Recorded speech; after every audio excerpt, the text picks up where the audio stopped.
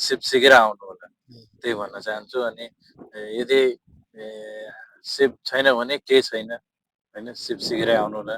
आफ्नै नेपालमा पनि केही गर्न सकिन्छ होइन, यदि आउनु छैन भने। भनेपछि तपाईँको एकदम सन्देश दर्शकवृन्द, उहाँ हाम्रो साथीले एकदम राम्रो सन्देश दिनुभएको छ।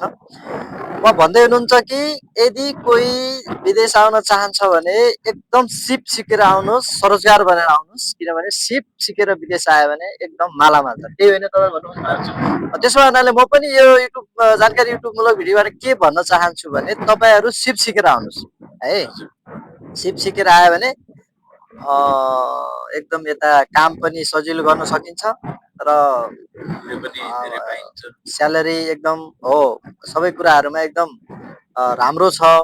यदि सिप सिकेर तपाईँ आउनु भएन भने यहाँ के छ भने फेरि यहाँबाट जिरोबाट सिप सिक्न सुरु गर्न एकदम गाह्रो अनि कठिनाइ हुने अवस्था हुन्छ।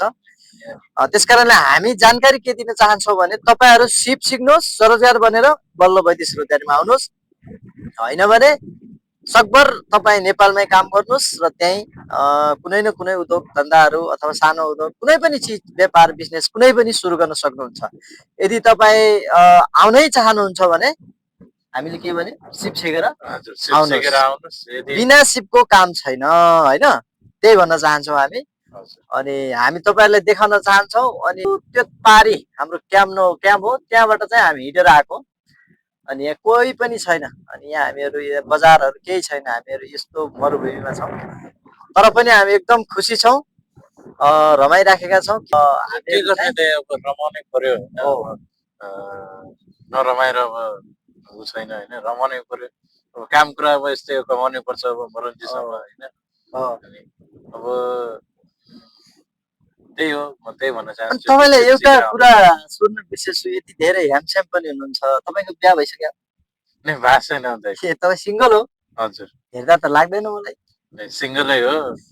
अब सिङ्गलै हो त? हजुर हजुर। साँच्चै हो? हजुर। फेरि यो भिडियो हेऱ्यो भने तपाईँ बिहा गरे हुनुभयो भने सिङ्गल रहेछ भयो भनेर फेरि त्यहाँ गाह्रो होला नि। गाह्रो त छैन, सिङ्गल हो नि तपाईँ? ल, सिङ्गल हुनुहुन्छ अनि हामी यो भिडियो मार्फत भनिराखेका छौँ उहाँ एकदम सिङ्गल। लगभग लभ भइसक्यो? लभ परेको छैन। अब केटीहरू त खोजिरहन्छ हामीहरूले। ल, उहाँको लभ पनि परेको छैन, केही छैन है। ल, हामी यो भिडियो मार्फत भन्दैछौँ, उहाँलाई कोही चाहनुहुन्छ भने तपाईँ कमेन्ट पनि गर्न सक्नुहुन्छ, त्यही भनौँ होइन? ओके, हुन्छ। अनि तपाईँ चाहिँ यसरी मैले बसेको देखेर त्यहाँ पारीबाट साथीहरूलाई सोधेँ, अनि त्यहाँ साथी बाहिर घुम्न गएका छन् भनेर यसरी थाहा पाउँदाखेरि म चाहिँ तपाईँहरूलाई भेट्न आएको। अनि भेट पनि भयो, कुराकानी पनि भयो, रमाइला मान्छेसँग रमाइलो कुराकानी भयो, बुझ्नुभयो नि? त्यस कारणले हामी आजको भिडियो यति नै राख्छौँ। फेरि जाँदा जाँदै अनि यो जानकारीमूलक युट्युब च्यानललाई लाइक, सब्सक्राइब, कमेन्ट गर्नु होला। अनि एक कमेन्ट, एक लाइकले गर्दा हामी अझै अरू भिडियो बनाउने हामीलाई के मिल्छ त? हौसला मिल्छ होइन। अनि टिकटकमा पनि तपाईँ लाइक कमेन्ट गरिदिनु होला भन्ने अनुरोध गर्दछौँ। लाइक कमेन्ट अनि सेयर फलो गरिदिनु होला। फलो ब्याक पनि दिन्छौँ नि हामी होइन? ल, हस्, धन्यवाद।